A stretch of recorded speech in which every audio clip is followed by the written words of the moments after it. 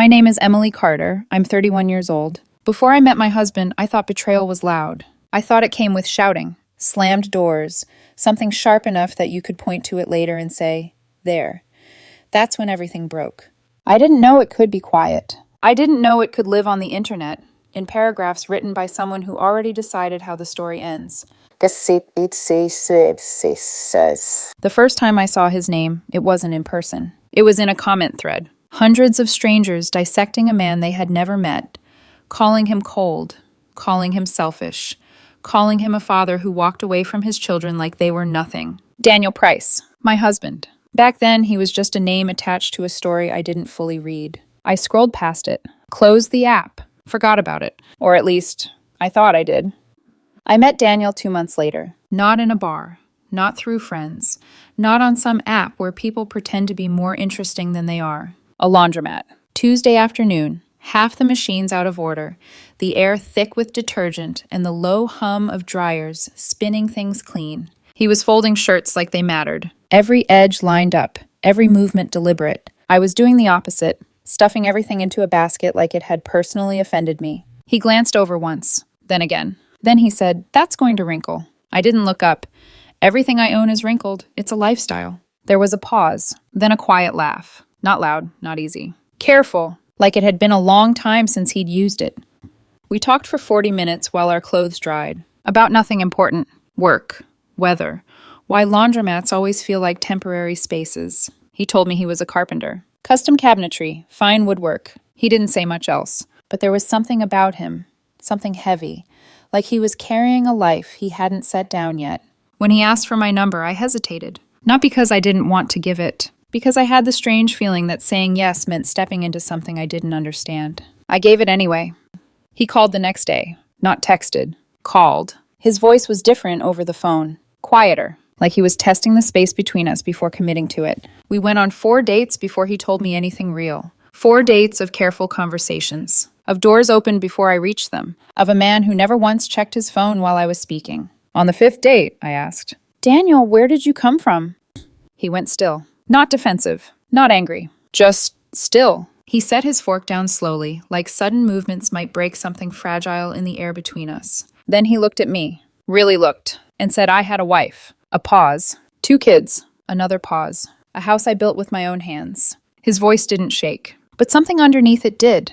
And I lost all of it. I didn't say anything. Didn't rush to fill the silence. He added, quieter now, not because I wanted to, because staying would have killed me. I felt something shift in my chest. Not figuratively, he said. I mean, it would have actually killed me. He leaned back slightly, like he was giving me space to leave. If you want to stop seeing me after this, he said, I understand. I didn't move. Didn't reach for my bag. Didn't look away. I just said, tell me. Cam. And he did. He told me about Kira. 9 years of marriage. 2 children, Micah and Reese. A house he didn't just buy, but built. From dirt. From nothing. He bought land outside of town. Cleared it himself. Poured the foundation with 3 friends and a rented mixer. Framed every wall. Installed every window. Laid every floor. There was something in the way he described it, not pride. Something deeper. Like he hadn't just built a house. He built a life, and then watched it disappear from the inside out. Kira was there at the beginning, he said. She used to bring lunch to the site, sit with me on unfinished floors. We'd talk about where the kids' rooms would be, before we even had kids. His mouth twitched slightly at that. Not quite a smile, more like the memory of one. By the time the house was done, it was worth 3 times what I spent. Because labor's the expensive part. A beat. And I was the labor. Micah was born in that house. Reese was born in that house. Every birthday, every Christmas, every quiet Sunday morning. All inside something he built with his own hands. I could see it as he spoke. Not just the house. The life, the routine. The small, invisible moments that make something feel permanent. So what happened? I asked softly. He didn't answer right away. The silence stretched longer than it should have. But I didn't push, because something told me whatever came next would change the way I saw him. And it did. She changed, he said finally. Then, after a pause, or maybe she was always like that, and I just didn't see it until there was nothing left to build. His eyes dropped to the table. She started telling me I wasn't enough. Not directly. Not in words you could argue with. In sighs. In silence. In the way she smiled at her phone. At something that wasn't him. She said I was boring. That landed heavier than anything else. Not exciting, not spontaneous, not enough. He let out a breath, slow and controlled. I was working 12 hours a day, building things, so she could have the life she said she wanted. A pause. And somehow, that wasn't the right life anymore. I felt something tighten in my chest. Not anger. Not yet. Just recognition of how quietly things can break. The goalpost kept moving, he said. I'd plan a dinner. She wanted a trip. I'd plan a trip. She wanted something bigger. Nothing I did was right. Everything was almost enough. He looked up at me then, and there was something in his eyes that hadn't been there before. Not sadness. Not exactly. Something sharper. And then I found out why. I didn't ask. I already knew, or thought I did. Kira was seeing someone, he said. Lane. The name sat between us like something unwelcome. He showed up one summer, friend of a friend, and then he never really left. Daniel's fingers tightened slightly around his glass. I didn't go looking for it. I wasn't suspicious. I trusted her. A small, humorless breath. Her phone buzzed on the counter one night while she was in the shower. He swallowed. The preview said enough. He didn't need to repeat it. I could see it. Feel it. That moment where something ordinary splits your life in two. I opened it, he said. 3 months of messages. His voice dropped. Detailed, explicit times, places. A pause. They were in my house. Something cold moved through me. Slow. Steady. I confronted her that night, he said. After the kids went to bed. He looked at me again. And this time, there was no hesitation. Do you want to know what she said? I nodded. He didn't blink. She said, "You're never here." A beat. I told her I was working so we could live in that house. His jaw tightened. She said, "I didn't ask for a house. I asked for you." The words hung in the air. Sharp. Clean. Final. And then, he said quietly, she told me something I've never been able to forget. He paused, just long enough for me to feel it coming. Lane provides something different. Not angry, not ashamed, just factual, like a review. That, Daniel said, was the moment my marriage ended. And sitting across from him, I realized something I hadn't expected. The internet had called him a monster. But monsters don't sound like this. Monsters don't remember things that precisely. Monsters don't break this quietly. And I hadn't even heard the worst of it yet. He didn't say anything for a while after that. The restaurant around us kept moving like nothing had happened. Glasses clinked. A server laughed near the bar. Someone at the next table asked for extra bread. And across from me sat a man describing the exact sentence that had blown his life apart. Not the affair. Not the lies. That sentence. Lane provides something different. The way he said it made my skin go cold because I could hear what was underneath it. Not just betrayal, dismissal. As if 9 years of marriage, 2 children, and a house built board by board could be reduced to some comparison she'd already settled in her head. Daniel looked down at his hands. They always say affairs happen because something was missing, he said quietly. That's how people explain it to themselves. Something was broken. Something wasn't being given. But sometimes nothing was missing. Sometimes someone just wants more than what real life feels like. I didn't interrupt. He needed to say it his own way. She said I was physically there, but emotionally somewhere else. That I was always thinking about work, measurements, materials, the next project. Like the fact that I knew how to keep a roof from leaking somehow meant I didn't know how to love her. He gave a short, bitter laugh. The irony is, I built that whole life because I love them. He said them, not her. And I noticed that, because even then, even in the story of how his marriage ended, his mind went first to his children. He told me the confrontation lasted less than 20 minutes. No screaming, no broken plates. Just 2 people in a kitchen after midnight, while their children slept down the hall, speaking in voices so controlled it made the whole thing worse. He asked how long it had been going on. She said long enough. He asked if Lane had been in the house. She didn't answer fast enough. That was answer enough. He asked if the kids had ever been home while Lane was there. She crossed her arms and said, "Don't do that." He looked at me when he repeated that part. "Don't do that," he said again, slower this time, like he still couldn't believe it, as if I was the one making it ugly by asking. I could picture the kitchen without ever seeing it. Dim overhead light, one parent standing near the sink, one near the island. The sound of the refrigerator humming like background static. The weight of 2 sleeping children upstairs who had no idea their world had already started splitting beneath them. "What did you do?" I asked. "I slept in the truck." That answer hit me harder than anything dramatic would have. Not because it was loud, because it wasn't. Because sometimes the saddest thing in the world is a man deciding that the safest place to fall apart is in the driveway of the house he built. He told me he stayed for a few weeks after that, not because he wanted to save the marriage, because he was trying to understand the shape of the damage before he made any move that would leave a mark on the kids. I kept thinking there had to be a way to separate what she did from what they needed, he said. I thought if I stayed calm enough, careful enough, I could keep it from becoming a war. He stopped there for a moment, and when he spoke again, his voice had changed. Lower, tighter. I was wrong. Because once Lane stopped being a secret, Kira stopped pretending to be sorry. That was how he put it. Not that she became cruel. That she stopped pretending not to be. She moved through the house like she had already rewritten the story and only needed everyone else to catch up. If Daniel was quiet, she called him passive. If he argued, she said he was unstable. If he asked practical questions about the children, school schedules, routines, money, she rolled her eyes like he was trying to control her. She started acting like my pain was inconvenient, he said.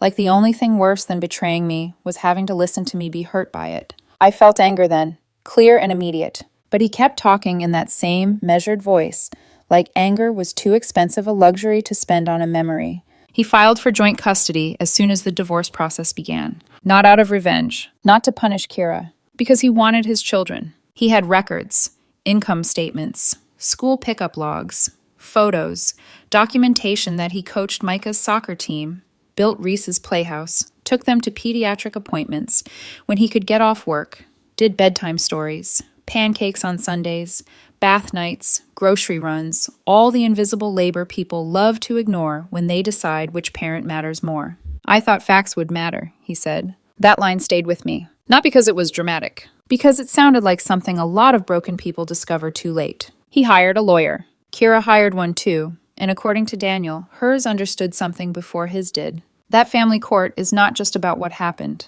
It is about which story sounds cleaner when spoken out loud. Daniel had evidence of an affair. Kira had language. She said he was emotionally absent, overly attached to work, detached in the home during critical developmental years. There was a counselor involved, someone who had only spoken to Kira but still managed to shape a version of Daniel that sounded hollow enough to fit the case they wanted to make. He builds things, Kira's lawyer said at one point, but a house isn't a relationship.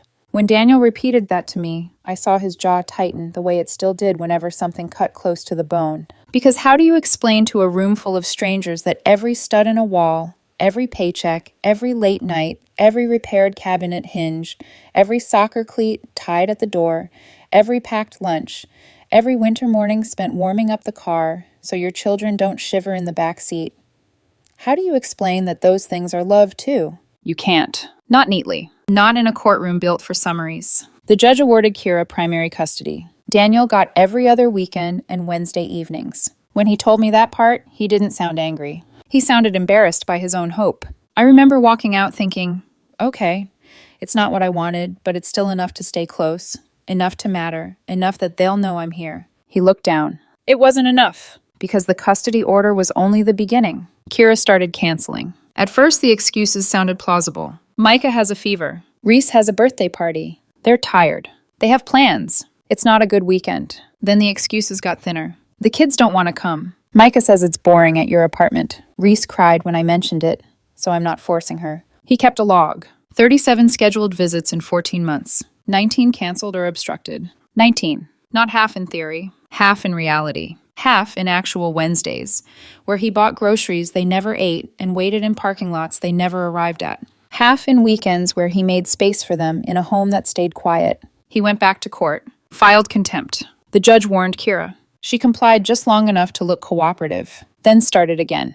Different excuse, same result. By the time he said all this, the food between us had gone cold. Neither of us touched it. I remember reaching for my water glass mostly so I'd have something to do with my hands. What about the kids? I asked softly. What did they think? His face changed then. Not much, but enough. That question always took him somewhere darker. Kids believe the parent who controls the room, he said, especially when they're young. Micah was 7. Reese was 4. Too young to understand legal language. Too young to separate absence from abandonment. Too young to know that grown adults can weaponize scheduling, tone, and timing until a child starts repeating a lie, because it's the only version they hear often enough. Then Lane moved in. Not eventually. Not after a respectable amount of time. Soon enough that Daniel still sounded disoriented when he talked about it. Into Daniel's house, the house he built. His tools were gone by then, most of them packed or moved, but everything else remained. The closet shelves he installed, the windows he caulked before the first winter, the dining table he built from reclaimed oak, the deck out back, the bathroom tile, the blue kitchen walls he and Micah had chosen together. Lane put his clothes in Daniel's old closet. Lane parked in Daniel's driveway. Lane sat at Daniel's table and ate meals in rooms Daniel framed with his own hands. And the person who told him this wasn't Kira. It was Micah. Daniel said it happened during a Wednesday visit. They were in the car, halfway to the apartment, and Micah, in the casual way children deliver the most devastating information in the world, said, "Lane lives with us now." Daniel kept driving. Didn't react fast enough for Micah to notice. Then Micah added, "He sleeps in your room." I watched Daniel's eyes when he repeated that line. Even years later, even in a quiet restaurant, with candlelight and polished silverware, the memory moved through him like glass under skin. And then, he said, Micah told me Lane was teaching him to throw a football. He looked away after that, out the window, at nothing. That was the one, he said. Not the affair, not the divorce, not even losing the house. That. His son, bright-faced and trusting, telling him another man was standing in the backyard Daniel built, teaching him the things Daniel thought he would have years to teach himself. I didn't know what to say. There are moments in someone else's grief where words feel almost offensive. So I said the only honest thing. I'm sorry. He nodded once, but it wasn't acknowledgement so much as courtesy. Like he knew that was what people say when there's nothing big enough. He went home after that visit and sat in his truck for 3 hours. That was the night I found him. At that point, we had only been dating about 2 months. I had takeout in the passenger seat. I'd wanted to surprise him. It was late, a little after 11. His truck was dark, engine off, parked crooked inside the apartment lot like he hadn't fully arrived. I knocked on the window once. He startled, then unlocked the door. I got in without asking questions. The cab smelled faintly like sawdust and cold air. He was gripping the steering wheel so hard his knuckles had gone pale. We sat there in silence for a long time. Not awkward silence. The kind that forms when another person is standing at the edge of something and you know better than to crowd them. Finally, he said, "I can't do this." His voice was rough, but not loud. I turned toward him. "Do what?" He stared straight ahead. "Watch another man live my life." That sentence did something to me, because it was so stripped down. No performance, no self-pity, just the raw outline of the injury. He swallowed once and kept going. In my house, with my kids, teaching my son things I should be teaching him. Sleeping under the roof I built, walking on the floors I laid down, eating at the table I made. Each sentence came flatter than the last, which somehow made it worse. I said, "Then fight harder." I meant it. Back then, before I understood the full depth of what he had already been carrying, it seemed simple. If something mattered that much, you fought until you got it back. He shook his head. I have been fighting. And there was no anger in it. That was the part I remember most. If he had snapped, I would have known how to meet that. Anger has edges. You can hold it. But this was exhaustion, bone deep and quiet. "I've been fighting for 2 years," he said, "and every time I fight, she fights dirtier." He finally looked at me then, not asking for sympathy, just telling the truth as plainly as he could. "She uses the kids as leverage. She blocks visits. She tells Micah things about me that aren't true." He looked back at the windshield. "Last week he asked me why I left them for another family." I went still. Because until then, I had been hearing the story as betrayal and custody and legal cruelty. That was the first moment I understood it was also erasure, a child's memory being rewritten in real time. And I realized the worst part hadn't happened yet. It was already happening. That question stayed with me long after that night. Why did you leave us for another family? Not because of what it meant, because of where it came from. A 7-year-old doesn't invent that sentence. A 7-year-old repeats it. After that night in the truck, something in Daniel shifted. Not outwardly. If you met him, you wouldn't have noticed anything dramatic. He still worked, still showed up, still answered calls, met deadlines, built cabinets with the same steady hands. But underneath that, something was cracking. Quietly. The way foundations do. No sound, no warning. And then one day you realize the floor isn't level anymore. Babe. He stopped eating regularly. Not intentionally. He just forgot, or didn't see the point. He lost 20 pounds in 3 months. His clothes hung differently. His face sharpened in a way that made him look older than he was. Sleep became something abstract. He would lie in bed, staring at the ceiling until 4 in the morning, then get up and go to work because work was the only place where things still made sense. Wood made sense. Measurements made sense. If something didn't fit, you adjusted it. If something broke, you fixed it. Life didn't follow those rules anymore. His doctor prescribed medication. He took it because he wasn't reckless, because he was still trying, even when trying felt like moving through water. It helps with the anxiety, he told me once, but everything else feels flat. He paused, searching for the right word, like I'm behind glass.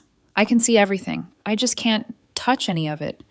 Therapy came next. At first, he resisted, not because he didn't believe in it, because saying things out loud makes them real in a way thinking doesn't. But eventually he went. And one day, he came back different. Not better, not healed, just clearer. He sat across from me at the kitchen table, hands wrapped around a mug he hadn't touched, and said, "My therapist told me something I didn't want to hear." I waited. She said I could spend the next 10 years fighting for access to my kids while their mother slowly poisons them against me. He looked up. And I might win, or I might not. A pause. But either way, the fight would destroy me. The words settled heavily between us. She said a destroyed father is no good to anyone. I remember the way he said the next part, like he was still arguing with it. Sometimes the bravest thing a parent can do is survive. I didn't respond right away, because everything in me wanted to reject that. To say no, you fight, you don't step back, you don't let someone take your place. But I hadn't lived what he had lived. I hadn't sat in courtrooms where love was translated into bullet points and dismissed because it didn't fit cleanly into a narrative. I hadn't watched my children slowly learn a version of me that wasn't true. So I listened. "He didn't leave his kids," she said, Daniel continued, repeating his therapist's words. "He survived them being taken from him." He looked at me then, like he needed me to understand the difference. And I did, even if I didn't like it. That's the part the internet never heard, because the internet only knew Kira's version. She wrote it 3 years ago. A long post, carefully structured, emotionally precise. The kind of story that doesn't just tell you what happened, it tells you how to feel about it. She wrote about coming home to an empty closet, about explaining to her children that their father wasn't coming back, about crying alone in a house that suddenly felt too big. She wrote about abandonment, about emotional absence, about a man who chose himself over his family. She didn't write about Lane. She didn't write about the messages. She didn't write about the canceled visits. She didn't write about telling Micah that his father left for another family. She didn't write about the counselor who testified without ever hearing Daniel's voice. She didn't write about any of that. And people believed her, because she wrote it first. And she wrote it well. I didn't find the post until months after Daniel told me everything. He didn't know it existed. Still doesn't. And part of me hopes he never reads it. I found it late one night. He had fallen asleep on the couch, one arm draped over his eyes like he was trying to block out even the dim light of the room. There was sawdust in his hair. He'd spent the entire afternoon building a bookshelf for my nephew's birthday, measured twice, cut once, sanded every edge until it was smooth enough that a child's hand wouldn't catch on it. The internet said he shouldn't be near children, and there he was, building something for one he wasn't even related to. I sat on the floor with my phone, and I read every word, every comment. Wow. Monster, deadbeat, coward, narcissist. Wow. Men like this should never be allowed near children. His kids will grow up knowing their father chose himself over them. I hope he ends up alone. 600 comments. 4,000 people agreeing. Thousands more reading silently, forming opinions they would never have to defend. I remember looking up from my phone and just staring at him, at the man asleep on the couch, at the steady rise and fall of his chest, at the calluses on his hands, at the way his body still carried tension even in sleep, like rest was something he didn't fully trust anymore. And I felt something break inside me, not loudly, quietly, the way things always seem to break in this story. Because I realized something in that moment. The world had already decided who he was, without ever asking him a single question. I pressed my face into the couch cushion and cried. Not for me, for him. For the version of him that existed in thousands of strangers' minds. A version that would never meet the real one. There was something else the post didn't mention. Lane. Lane didn't just exist in messages. He moved in, 3 months after the divorce. Into Daniel's house. That detail alone felt like something that should have changed everything. But it didn't, because it wasn't part of the story people were given. Micah told Daniel pieces over time, the way children do, without understanding the weight of what they're saying. Lane tried to paint the kitchen, he said once. It's gray now. Mom said the blue was old. Daniel told me that part quietly, like even the color change mattered, because it wasn't just paint. It was memory being covered over. Micah said he liked the blue, Daniel added. Said we picked it together. That was all. But it was enough. Lane couldn't fix things. That became clear quickly. The bathroom fan Daniel installed started making noise. Lane's solution was to disconnect it. Just cut the wires. No ventilation. Moisture trapped. Mold growing slowly behind tiles Daniel had set by hand. The deck Daniel built wasn't maintained. No ceiling, no staining. 2 winters in, the wood started splitting. 3 winters in, parts of it warped. The house was deteriorating. Not all at once. Gradually. Neglect disguised as normal wear. And Kira let it happen, because maintaining something requires consistency. Patience. The kind of quiet, repetitive care she once called boring. Daniel never said this part with bitterness. That was what made it harder to hear. He just stated it, like he had already accepted that some people don't value what they didn't build. By the time I finished reading everything that night, my hands were shaking. Not because I doubted him, because I understood him. Fully. Completely. And I realized how alone he had been in carrying all of it. I locked my phone, set it face down, and made a decision I never told him about. I would never let him see that version of himself. Not if I could help it. Because he was already fighting enough ghosts. He didn't need thousands more. What I didn't know then was that the story wasn't over. Not even close. 6 months ago, something happened. It was a Sunday morning. Quiet. Normal. The kind of morning that feels safe enough to forget what came before it. I was making coffee. Daniel's phone rang. Unknown number. He almost didn't answer. I saw the hesitation. That small pause where you decide whether or not you want to invite something unpredictable into your day. Then he picked up. Hello? I watched his face change. Not dramatically. Just a shift. Subtle. Like something deep under the surface had just moved. How did you get this number? A pause. Longer. I don't think that's a good idea. Another pause. And then his voice changed. Not louder. Sharper. Controlled in a way that meant it was costing him something to keep it that way. Because 3 years ago, he said, you told our son I left for another family. Silence. And you told a judge I was emotionally absent. Another silence. And you moved a man into my house before the sheets were cold. I stopped moving. The coffee machine kept humming behind me, filling the space with noise that didn't belong to what was happening. So no, he said finally. I don't think a phone call fixes that. And then he hung up. I didn't need to ask who it was. I already knew. Kira, I said. He nodded once, slow, tight. And whatever had been buried all those years was no longer buried. It was coming back. For a long time after that call, neither of us spoke. Not because there was nothing to say, because there was too much. The kind of too much that needs space before it can become words. I poured the coffee anyway, set his cup in front of him. He didn't touch it, just stared at the table like something had been placed there that only he could see. What did she want? I asked finally. My voice was careful, neutral, because I had learned by then that tone matters when someone is standing on the edge of something fragile. He exhaled slowly. Lane's gone. That was the first thing he said. Just that. Flat. Like a fact that didn't deserve emphasis. I waited. He left 6 months ago, Daniel continued. Packed his things, moved to another state. A pause. She's alone now. Another pause. And suddenly, the man she told everyone was a monster looks a lot more useful. There it was. Not apology. Not regret. Utility. I felt something tighten in my chest again, but this time it wasn't confusion. It was clarity. He leaned back slightly, running a hand over his face. She said Micah wanted to talk. I frowned. But that wasn't him. He shook his head. No, I could hear her in the background, whispering, coaching. That word again, coaching. She said things are hard, he added. Mortgage, bills, the house. Of course the house. It always came back to the house. Later that week, more details filtered in through his friend Kelton. The kind of secondhand truth that travels quietly through people who still talk to both sides. Lane hadn't just left. He left owing money. $8,000 in bills he promised to cover. He took the television, some of the furniture, left behind everything that required effort. The bathroom fan still didn't work. The mold had spread further behind the tiles. The kitchen paint, the gray, was peeling in uneven strips because it had never been primed. The deck was warped. The back gate hung on one hinge. The roof had a slow leak where Lane tried to install a satellite dish and damaged the flashing. Everything Daniel built was breaking. And for the first time since I had known him, I saw something dangerous flicker behind his calm. Not anger. Something colder. Recognition. She traded a builder for a salesman, he said quietly one night. And it turns out salesmen don't carry toolboxes.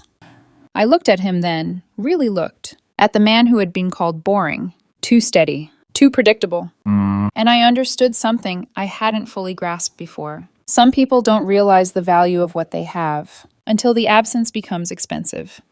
What are you going to do? I asked. He didn't hesitate. Nothing. The answer was immediate, solid, like something he had already decided before I asked. She spent 3 years making sure my kids think I'm a villain, he said. She wrote a story thousands of people believed. She blocked visits. She rewrote their memories. His jaw tightened slightly. She doesn't get to rewrite me again just because things got harder. I nodded. Because I understood that too. But life has a way of ignoring decisions that feel final. 2 months later, the phone rang again. This time it was different. He answered without hesitation. Hello? There was a pause. Then, Dad? Everything in the room shifted. I was standing near the sink again. Different morning. Different light. Same silence, but it felt charged. Daniel's hand tightened around the phone. I could see it from across the room. Not shaking. Not yet, but close. Yeah, buddy, he said. And his voice changed. It softened in a way I had never heard before, like something locked inside him had just found the exact key it had been waiting for. Micah, 10 years old now. Are you really a bad person? The question landed softer than it should have. Not accusatory. Not angry. Just confused. Because Mom says you are, Micah continued, but I don't remember you being bad. A pause. I remember the playhouse and soccer and pancakes. Daniel closed his eyes. Just for a second. But I saw it. The way that memory hit him. When he spoke, his voice was steady. Carefully steady. I'm not a bad person, Micah. A breath. I made a decision to leave because staying was making me sick. He swallowed once. Not your fault. Not Reese's fault. Mine and your mom's. Silence on the other end. Do you think about us? Micah asked. Daniel didn't hesitate. Every day. His voice was firmer now. Grounded. I write you letters every month. I felt my chest tighten. Because I knew about the box. The one he kept on the shelf. Walnut. Dovetail joints. Perfect. Untouched. You do, Micah said. I have a whole box of them, Daniel replied. One day you'll read them. All of them. There was a long pause. The kind where you can almost hear a child thinking. Trying to piece together two versions of the same person. Can I come see you sometime? Micah asked. And that was the moment everything changed. Daniel didn't rush it. Didn't overwhelm it. He just said quietly, anytime you want. A breath. You and Reese. There's always room. Always room. Micah exhaled softly. Reese drew you a picture last week, he said. A house with a big tree. Daniel's hand tightened slightly. She doesn't know your address, Micah added, so she put it in her drawer. That was it. The end, Denise. The call ended a minute later. Nothing dramatic. No promises. No plan. Just a door, finally unlocked. Daniel stood there for a second after the call ended. Still. Then he walked to the garage. Closed the door behind him. I didn't follow. Some things need space. 15 minutes passed. Then I heard it. The sound of a saw. Then silence. An hour later, he came back inside. His hands were dusty. His eyes were clear. Not empty. Clear. He sat at the kitchen table, looked at me, and said, I need a lawyer. I nodded. Okay. A good one, he added. Formal visitation. Court-ordered, documented, with consequences. Okay. He took a breath. And I'm sending the letters. That one hit differently. All of them? I asked. He nodded. He's 10. He can read. He deserves to know. I felt something rise in my throat, but I swallowed it, because this wasn't about emotion. This was about timing. And I need you to know something, he said. I met his eyes. Whatever happens next, he continued, however messy it gets, you're the reason I made it this far. I didn't respond, because anything I said would have made it smaller than it was. So I just reached across the table and held his hand. The same way I did that night in the truck. We're in the middle of it now. Lawyers, paperwork, waiting. It's slow, expensive, uncertain. But Daniel builds things. That's what he does. He takes what's broken and makes something that can stand again. The internet called him a monster. Thousands of people agreed. But they've never seen him build a life from nothing. They've never seen the box of letters. They've never heard the way his voice changes when he says, anytime you want. bed. They don't know him, but his children are starting to. And this time, he's still here. Reese drew a house with a big tree. She just doesn't know the address yet, Nice. but she will. Soon. And when she does, there will be a door, and it will be open. Because he never stopped building a place for them, even when they weren't there.